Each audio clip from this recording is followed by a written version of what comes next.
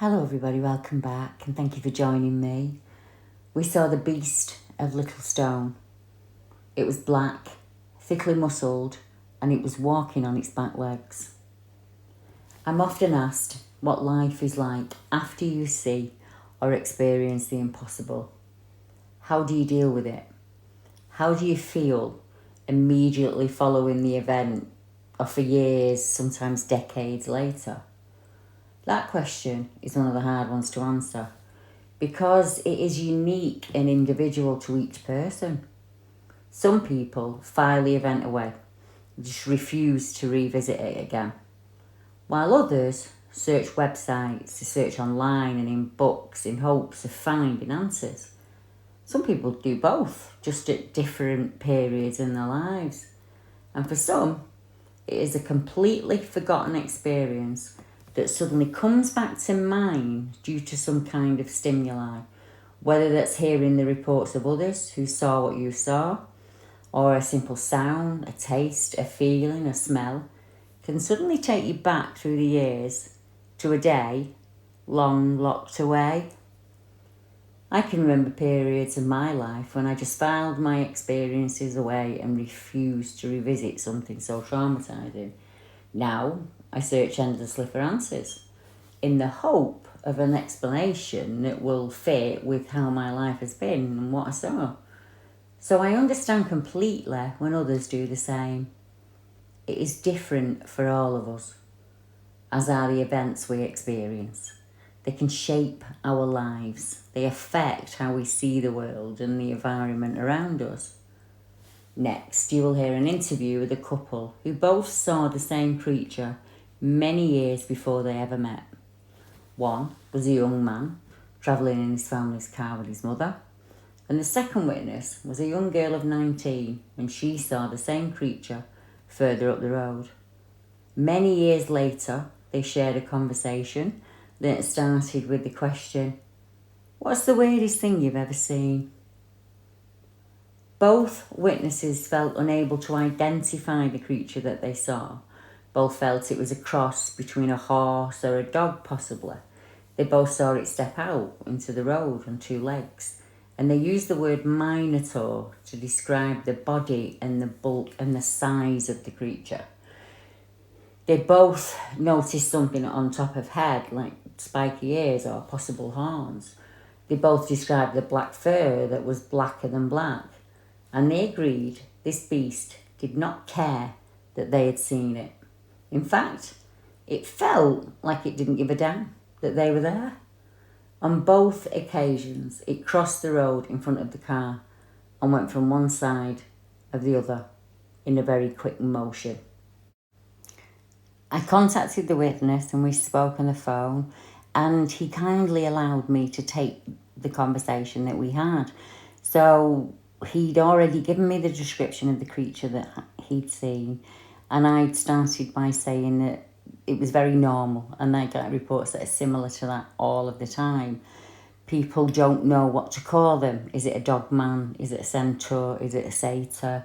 We don't know. So I was explaining to him that the kind of reports come in of all manner of description, size, colour, there's no distinct pattern. So if you find Stoke, just below Stoke,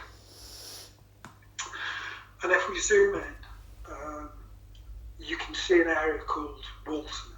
That's the area where I grew up. But what happened was I was about 10 or 11, and my mum had got a friend who was an old school teacher that she used to know from school and stuff, and she lived out towards let's go here, that's the Uttoxeter Road. So he'd gone out that way, and we'd gone over towards an area called, it's like Millwich, Coat Hayes and all that area over there. Right. I can't remember where this woman lives, but I know we'd gone over there just to visit. And anyway, it must have been about half four in the afternoon, something like that. Because I remember we left because my mum said to this lady, your friend, she said, "Better go home, got to get the tea on." Yeah. My dad was coming home and he always came in for about 5:30 after work. So we travelled back to Stone, obviously. So I'm thinking it's about 4 o'clock, something like that. Yeah, okay. About 3, 4 o'clock in the afternoon. Obviously, I wasn't at school, so it must have been maybe it was a half term, I'm not sure. But I do remember, obviously, it wasn't summer. It was maybe sort of September time, because the nights were drawing in, but it wasn't dark.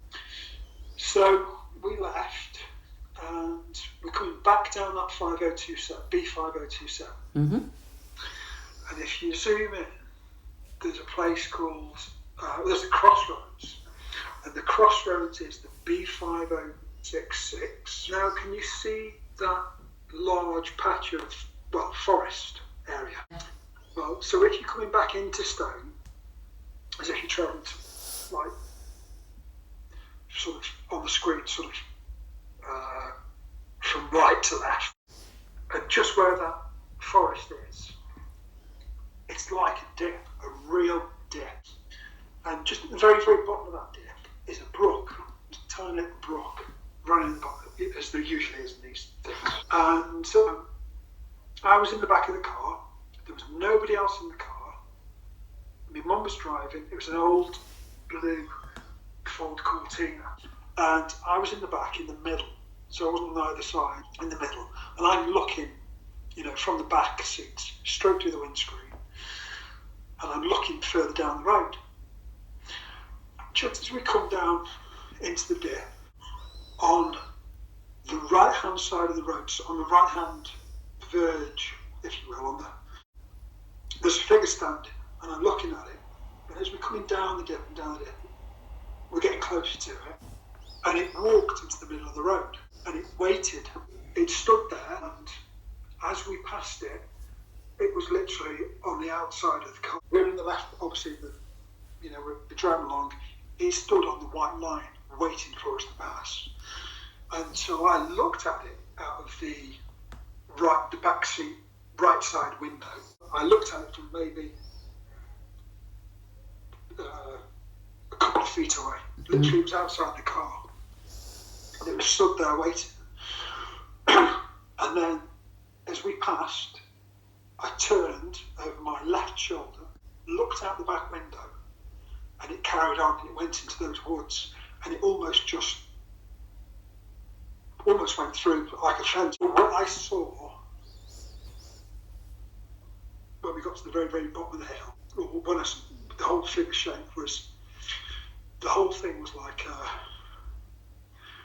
Minotaur. The top body was like, as I say, it was like arms. I remember at the time, the arms horse. So that's what I linked it to. Its arms were so muscular, its chest, everything. See definition in all of it. However, its legs were slightly bent. That almost like something standing on its hind leg. So it had that kind of a walk to it, but it didn't walk as if it was something like a cow or a deer or something that stood up and was teetering around. But its head was almost wolf, bull-like, dog-like, and it had huge red eyes. I think, if I can remember right, it either had some kind of like small pointed ears, or there was some small horns as well. But something else I remember about it was the blackness of it was like looking into like something otherworldly. It was like looking into space or something. It was really weird. And so I just went, Mum, do you see that? Do you see that? She didn't see it.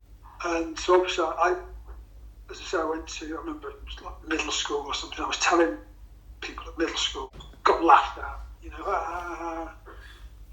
and then when I went to high school, there was a lad I started knocking around with who lived down in that area of Little Stoke. The bottom of that Utoxeter Road, there's an area called Little Stoke there, and he used to live down there with his mum and his granddad and his nan. And so he used to play in those fields over there, and we got to the usual ghost stories, all that kind of stuff. And I told him I'd seen something down there. He went, "Well, really?" And I went, yeah, this is like, probably about 13 or something, 14. Anyway, me and my granddad have seen something, legging it across the field, and we've found sheep's carcasses and things in the field. And I said, well, I don't think it was something that could have run. It didn't look like it could have run. But he was the only person I'd ever spoken to that kind of went, yeah, I've seen something down that way too. So it was kind of like, oh, thank goodness. But then, when I was about 15, but yes, probably about 15, I was with another lad called Chris who lived up near me in Walton, and we'd got some skateboards, and we're trying to skateboard around everywhere. And, the UK was not skateboarding tarmac, so we'd gone, I think, if I remember rightly, we'd gone to the top of Stone, and we'd gone to a school, and which, if you're on your map, let's have a look now, it's like the Leek Road out, so it's the A5, it's the A520, coming out of Stone, and there's a road that goes up toward Leek, the A520. So what we did, we went up to the school, we were probably messing around up there, and then it was like a summer's evening, and we decided to walk back to Little Stoke, but because we knew some girls, we let's go back down there, Which is what we chose to do, was we chose to walk the back lane. So it basically brings you out exactly where we were before. Yeah, so we came all the way along the back, and it took ages, maybe an hour and a half or something like that to walk. And we got halfway along this road, and Chris, my mate, was going, oh, perhaps we'll see the beast. Perhaps, and I was going, yeah, don't take it. And as he said that, about a minute or two later, there was a massive, guttural growl that came from these woods alongside of us, and we both went, bloody hell, and thought nothing of it really. Well, apart from it, that was a bit weird, So we get to the end of the lane. It's called White House Lane, and we take a right to come back onto that same road, B5027, and we come along there past the farmhouse, and just as we get to this opening in the sort of trees, it dips down again. It walked right in front of us. It came from the right hand side. It came down the embankment slightly, across the road, and it went to the other side of the embankment. And we both just screamed and ran the other way. And we got back to the lane where we'd come out of, and we realised that we couldn't go back the way we'd come because it would take out ages. We decided to jump on these skateboards and go down the hill. And as we see it, as we get back to where we'd seen it, there's a guy coming up the hill on his bicycle with his light on. So he'd got his front light on, so it's going dusk. We jump on the skateboards. The hill's obviously way too steep. Chris comes off. I come off. He loses his skateboard in the woodland. I pick mine up. And I've still, to this day, I've still got a scar on my belly where I came off, and I took the skin off my side. And we got back to Little Stoke area, talked to these girls that we were knocking around with at the time. We were like, we've seen it, the beast. And they were like, oh yeah. And I've got all this blood coming down the side of me. And then Chris went about an hour, as I say to you earlier, Chris went about an hour later on. No, I think it was that cyclist. Suddenly he shut himself down from it. And to this day, I can only think that he shut himself down from it because he couldn't comprehend what he'd seen. So there was those two incidents. And then 9 years ago, not about 9, well, she's in the other room, and I'd moved in with her in Staffordshire, and she was in this little terraced house, and there was some weird activity going on in the house, as in you couldn't walk across the landing without you felt as if you're being walked. It was creepy, and she'd have a few funny, weird little incidents, and I'd not long been in there with her, and strange stuff like that. There was almost like the sound of the TV had been pushed over in the front room, or a cannonball had dropped on the floor. You went in the front room, nothing. And I was washing up one day at the sink, and this feathery looking worm flew across in front of my eyes really slowly. And I was telling Mel, and we were talking about ghost things, and we'd not known each other too long, maybe a few months. And she said, "What's the weirdest thing you got to see?" And I came out with that, started to tell the story of that, and she literally backed off, went up the wall, shot up the wall, and she went, "Oh my god!" I've seen it. She said it walked. She'd seen it in the Stowe-by-Chartley area. Said it walked with a kind of a, "Yeah, I'm here. What are you going to do about it?" Exactly the same as when it waited for us to pass. It was that same kind of feeling of like, "Yeah, what are you going to do?" And this thing was about 9 foot tall. Ridiculous, yeah. No. We're just going over and just saying about, you saw something similar, didn't you? Like sort of Stowe-by-Chartley. Yeah, so I can kind of like work out how old I was, what car I had. So I think I was about 19. So I had a red Fiesta pop. Yeah, so I had like a long gear stick in the middle and no centre console. Mm-hmm. And we had cassettes. Yeah. So I was with a boyfriend, and we were going to a pub at Stowe-by-Chartley that was called the Cock Inn at the time. So I lived in a place called Great Haywood, and to get to Stowe-by-Chartley, I drove through Hixon, and then that would take me to Stowe-by-Chartley to the pub that we were going to. And the lanes are quite dark, and there's one particular lane that's quite narrow to the Cock, and there's no lights, and there's grass verges and ditches and things, and it's a bit bendy, so you don't go very fast anyway. Yeah. So we were going there, and my boyfriend was rummaging round for a cassette, and there was no centre console, but there was like a little dip shelf. So he's rummaging around for a cassette, and I'm not going particularly fast anyway because of the bends, and the only thing I can see is from my headlights, because there's no street lights. The cottages that are around there are set back, and they've got they had quite big hedges around them, so there was no house light there, just my headlights. And he's rummaging around for cassettes, and I'm driving towards the pub. Mm-hmm. And from my right side, literally from the blackness, this big thing on its hind legs stepped into the road, and it was in no hurry whatsoever. I wasn't going fast anyway, and it was big.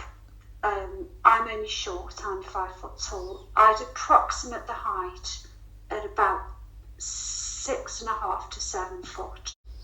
It was all black on its hind legs, and it got a face, a head, like a cross between a dog and a horse. It was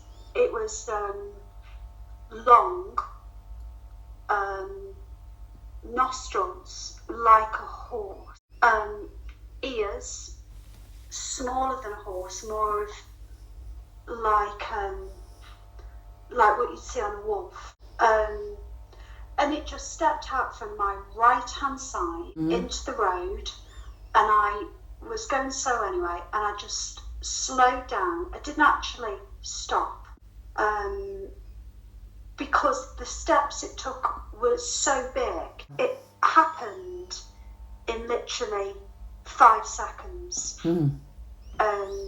because it was a narrow lane, and it stepped out from my right-hand side, and casually as you like, just walked across the road. It looked towards the car, didn't pause, just looked towards the car. And I've had this conversation with Ant, because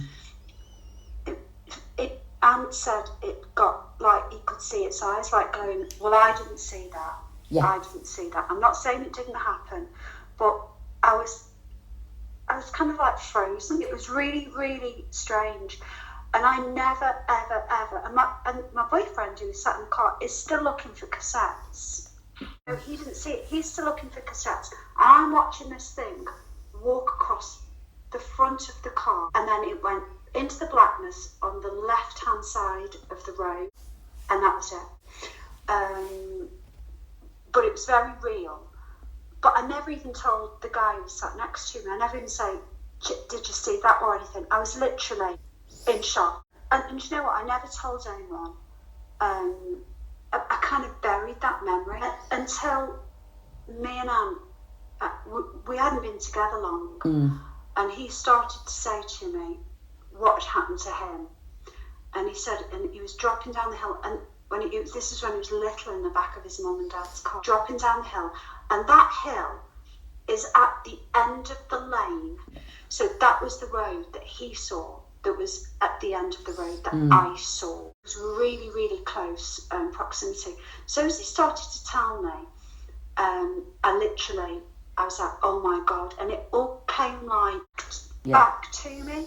Yeah. It was black. To me, it was fur. It was not hair, it was fur. Silky, shiny fur. And it was on its back legs. I can't tell you anything about arms, hands.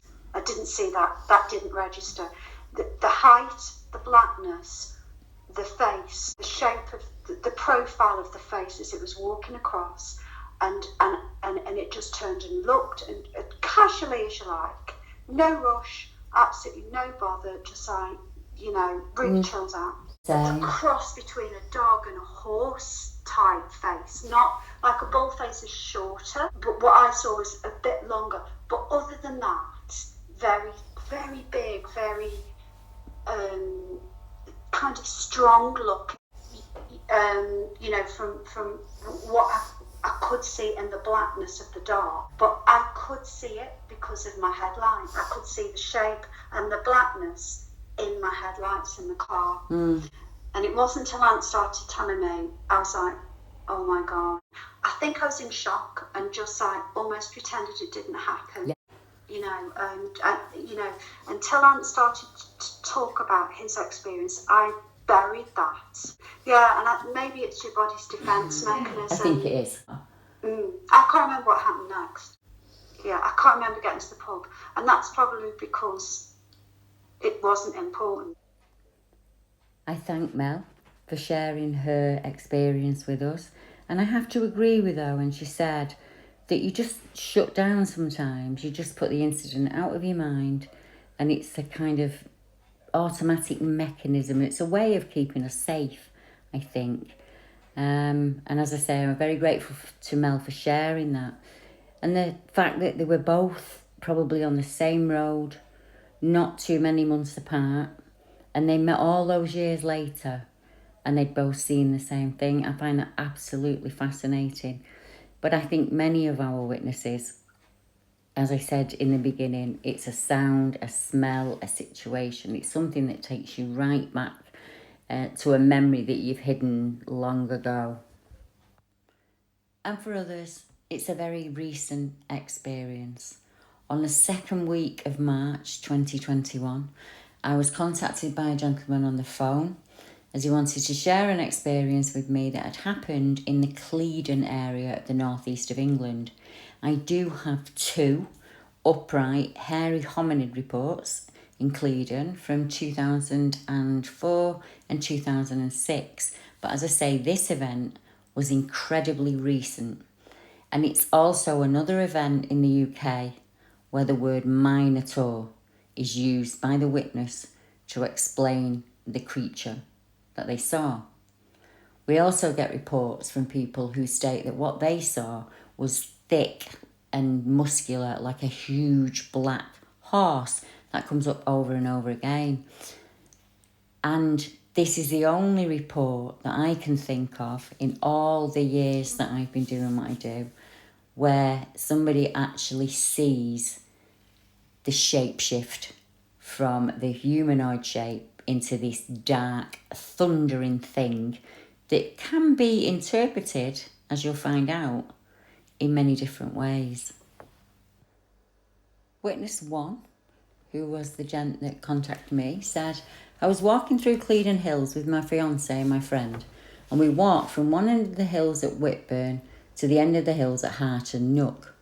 As we were walking through the Nook, we got close to the mill, and we all decided to chill there for a bit and catch our breath.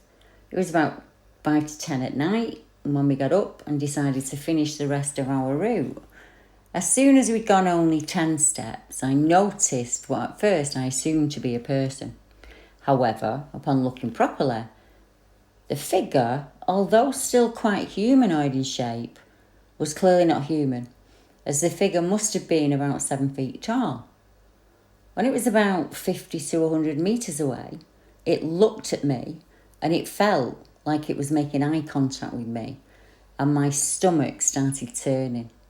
This sense of helplessness washed over me, as if I was staring at a predator that was ready to kill me. Then I turned to my friend and my fiancé and asked if they'd seen what I had. And as they both said they did, it started to come towards us. This thing came running at us, and as it did it, it changed into a big black horse. The actual changing was something we didn't see clearly, as it happened so fast. It just changed from an A to B in an instant, and then back to a humanoid figure before vanishing before our eyes. When it wasn't human in shape, I would say it looked like a black stallion. It was thickly muscled, and it was moving really, really fast. Witness 2. I agree with what my friend has told you. We were out on the hills when we noticed this human-type thing watching us. And as it did, it started to run. And as it ran towards us, it morphed into what I would say was a black dog or a shuck. But it did it so fast, I couldn't see the change. I was walking in the Clevedon Hills with my fiancé and his friend last week. It was close to 10 p.m. and we stopped close to the mill for a rest before attempting to finish our journey home. As we were catching our breath, a figure appeared in the dusk, and it looked at first like a big man, but then it started to run towards us, and then it looked like a Minotaur with huge, thick muscles. I was really scared. It then changed back to a man-like shape, and it disappeared. I don't know if that was a dog, a horse, or a Minotaur, but I do know it was a shape-shifting thing.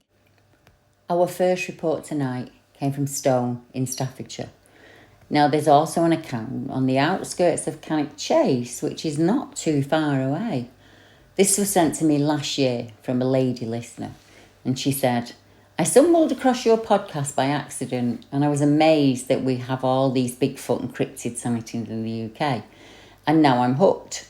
Anyway, I'm messaging you because my interest stems from a story that my sister told me. Back in the 1980s, my sister was going out with a chap who lived not too far from Cannock Chase. They were both driving through the chase. It was a clear evening, and they were just driving around and talking when off to the side of the verge in front of the car stepped a creature they thought at first was a pony. This thing stopped in front of the car and slowly moved away, so they were able to get a good look at it. My sister described the creature as having the lower body of a horse, but the torso, head and arms were that of a man. Both her and her boyfriend saw it at the same time, and they both agreed on exactly the same thing without speaking, and they just sped off like a shot. The boyfriend refused to discuss what happened and what they saw, and he never mentioned it again. They only went out together for a while after that, and she lost contact with him. We're in our 50s now, and she still maintains what she saw that night. This report is not too far from the start of the Cannock Chase cases, but the description of a four-legged animal standing on two legs reminds me of a report not too far away if you follow the route of the River Dove. I took this report a number of years ago now from a witness, and he said somewhere between 2006 and 2008 I was walking from Dovedale in Derbyshire walking along the fields at the side of the River Dove. It was broad daylight. I didn't have any binoculars on me. I was just walking along. About a field away, on the other side of a 5 to 6 foot hedge, I saw an unmistakable grey creature, because that's the only word I can give. And it was approximately 7 to 9 feet tall. I could see half of it visible above the hedge, leading me to believe it was walking on 2 legs, but I can't confirm that. It walked along the other side of the hedge and it disappeared where the hedge ended. At the time, I tried to come up with a logical explanation. And the only thing I could come up with, because of its appearance and the way it was that one cow was on another cow's shoulders on the other side of the hedge. Now, this is an impossible feat, but that's the only way it would get the extra height and make it appear as if it was on 2 legs. However, when I reached the location, there were no cows in that field and no sign whatever of the creature. I did go back a couple of years ago now and I discovered a ditch running through the middle of the hedge which had a stream in it, which the creature may have gone down to disappear. I believe the creature came out from Kendar Wood, and that's privately owned by gamekeepers, but I would love to get in there and investigate. He said it remains a mystery as to what I saw that day. This description comes up often in the UK. We get the old traditional words like satyr, minotaur, centaur, pan, quite often. But we also get this, I don't know if it was a dog or a horse. I'm not sure if it was a goat or a dog. It could have been a mixture of all of them. This report is very much similar to that. It had the head of a dog or a goat, and that's 1989. I remember we were heading southwest from Cresswell to Ellington on Cresswell Road. Just having passed the entrance of the Caravan site on our left, we were driving along. I hadn't had the opportunity to test out the extra fog lights at any point on the front of the vehicle, and I wanted to see how bright they were in the dark. Sean, who was with me, was looking in the glove compartment for a different cassette, and I told him I was going to try and switch the fog lights on.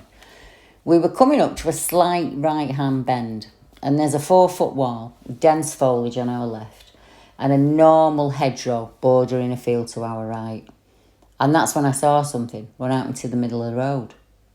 I wasn't going very fast, probably 30 mile an hour max, and I had ample time to slow down so as not to hit it, even to stop the car, but I'm not sure I did. I think I just crawled the car towards it as I couldn't believe what I was seeing. It had run out onto the road from my right and it had stopped in the middle of the road looking directly at the car. It was covered in thick, mousy grey brown fur, about 2 to 3 inches long. It stood on its rear legs, which were joined with the knee, like the rear of a horse or a dog's. Its upper arms were down by its side, and it held its forearms out in front with long hands and long fingers hung down at the wrist. Now, they may have been long hands or long fingers, but I remember the hands from the wrist to the fingers as being very long. It had one foot in front of the other, as if in mid-step, and it seemed that I'd caught it out in surprise. And while its body was still facing the direction it was travelling, the head was facing the car. I remember the eyes, which reflected the light back at me as being perfectly round and a green-yellow colour, much like that of a cat's eye when caught in a light. It stood about 5 to 6 foot tall, but was hunched over. And even then I'd say it wouldn't have been over 6 foot tall. It had what seemed to have a very muscular body, not big a bulky, more wiry with powerful limbs. It had a thick chest and a small waist.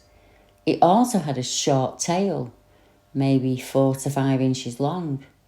Definitely not as long as a dog's. Personally, I describe it as more like a goat's tail. And after seeing this, I mainly searched for sightings of satyrs to try and explain what I saw that night. Its head and face were like that of a dog or a goat. It wasn't flat like a human's face, but it had a muzzle and it had quite large ears. I do not remember seeing any teeth, and it did not have horns. The whole encounter could not have lasted more than a few seconds. I assume it regained its composure after being caught off guard, as it took off over a 6-foot wall and through the foliage atop that into a single bound. Although I've often drive by that same area, I've never seen it again. And for how I felt, I was in shock at first, like when someone gives you a fright. I shouted my friend's name to make sure he was looking as we were fishing around in the glove box for his tape. I couldn't take it all in. After it had gone, we were still going slow. We were looking back to where it had disappeared. I felt terrified. I've always considered myself a fairly macho bloke, not easily scared, but there was no chance of me getting out of that car to follow it. In fact, as we drove on the way, there was a guy walking his dog further up the road, maybe half a mile or so, and for a moment I considered telling him not to go down that way. We slowed down, but we honestly didn't know what the hell to say. And we decided he was, far enough away from it that he'd be safe. So we just kept going. We were still really shook up at this point, and I forgot to mention that neither myself nor Sean was under the influence of any alcohol or drugs, and it's very hard to talk about. I'd imagine you must get a few folks who try and pull your leg, Deb, but hand on heart, all I have said is to be true to my knowledge. I want you to know I can't tell you how excited I was when I found out someone else had seen it and I could actually put a name to the creature. This description, as I've said, comes up over and over again. And it doesn't seem to matter where you are in the UK. I mean, tonight we've mostly looked at Staffordshire and the northeast of England. But Gloucestershire, Grimsby, lots of places I can think of that have similar reports to these. A half man, half creature that just cannot be described. Each witness mentioned fur about 4 to 5 inches in length. It stepped from one side of the road in front of the car. It looked at the car. It didn't care that they were there. In some instances, it was almost disdainful of them, quite annoyed that they were there. And then it crossed into the field and it disappeared. And it just seemed to follow suit like that. This case, though, is a little different. An upright horned werewolf in Gloucestershire. The witness says, I don't even know how to explain this, but I'm not the sort to believe in ghosts, devils, demons, or cryptids or anything like that. But this has changed my mind drastically. I live on a moderately busy lane. I have loads of fields behind my house in Gloucestershire area. 5 minutes up the road, there's a hill, and it's called Cold Peak, and I've changed the name of that peak, so not everybody is over there. It's about 6 fields away from my house, a 5-minute walk from the road. Me and 2 mates had gone to the peak that overlooks our town. We'd sit up there night after night. It's just, what we did. We sat up there for a while, and then we decided to walk back home. He said it was pitch black. The moon was shining. And as I said before, I don't get scared. I'm used to walking around out there all the time. I got 2/3 of the way into the forest when I heard sticks cracking to my left, as if something heavy was walking. Now, I've walked this route a lot, so I just brushed it off. I thought maybe it was kids. I just glanced over and I presumed it was kids, a fox or a badger. I got towards the gate, and that opens, it leads into the field. I closed that gate, I started to walk, and that's when I heard something. I will never forget it. It sounded like a creeper, but a lot more deeper. I turn around, and on the path, I see this thing.